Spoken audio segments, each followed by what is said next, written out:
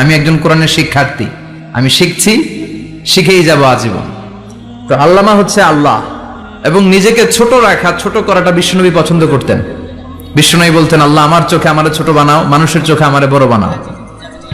আর আল্লাহও চায় আপনি আপনারা ছোট করেন। আল্লাহর এটা দেখতে বড্ড ভালো লাগে যে আমার বান্দা ছোট হয়ে থাকতে চায়।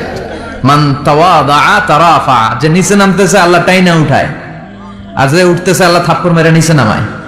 কথা কন। মুসা আলাইহিস সালাম, সহিহ বুখারীর বর্ণনা, বনি ইসরাইলের লোকদের মাঝে ওয়াজ করতেছিলেন, এরকম নসিহত করছিলেন। তো একজন দাঁড়িয়ে বলল, ইয়া নবী আল্লাহ মুসা, মান আ'লামুন নাসি ফিল আরদ। হে মুসা নবী, জানতে বড় মনে চায় বর্তমান পৃথিবীর সবচেয়ে বড় জ্ঞানী কে? মুসা আলাইহিস সালাম কয় আমি। মুসা আলাইহিস সালাম কি বললেন? আমি, আনা।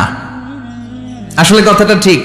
আল্লাহ যখন যে নবীকে পৃথিবীতে পাঠায় তখন তাকে সবচাইতে বেশি জ্ঞান দিয়ে পাঠায়, সে হিসেবে ঠিকই উনি সবচেয়ে জ্ঞানী।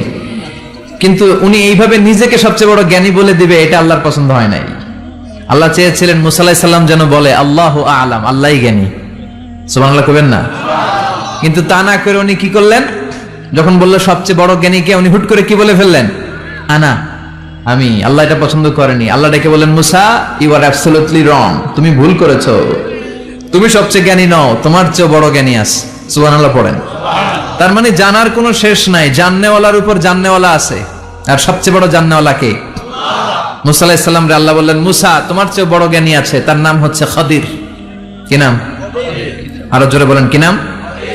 খাদির। উনি কোন জায়গায় বসলে ওখানে ঘাস লতা পাতা যদি শুকনো থাকতো, ওনার বরকতে ওগুলো সবুজ হয়ে যেত, এজন্য ওনার নাম খাদির। কিন্তু আমরা বলি খিজির। আমরা কি বলি? খিজির। আল্লাহ বললেন, ইযহাব ইলা মাজমাইল বাহরাইন, দুই সাগরের মিলন কেন্দ্র, ওখানে যাও, ওখানে যে এমন এক বান্দার সন্ধান পাবা সে তোমার চেয়েও জ্ঞানী। সুবহানাল্লাহ পড়েন। তাহলে আমি সবচেয়ে বড় জ্ঞানী, আমি আল্লামা, এটা বলতে পারে শয়তান। চিল্লা এখন ঠিক কিনা? এজন্য আমরা যেন নিজেকে নিজে সবসময় ছোট করে উপস্থাপন করি, তাহলে আল্লাহর দরবারে আপনি বড় হয়ে যান। আমরা শিখতে এসেছি, শিখতেই হবে, আপনাকে পড়তেই হবে। কোরআনের প্রথম কথা হচ্ছে পড়ো।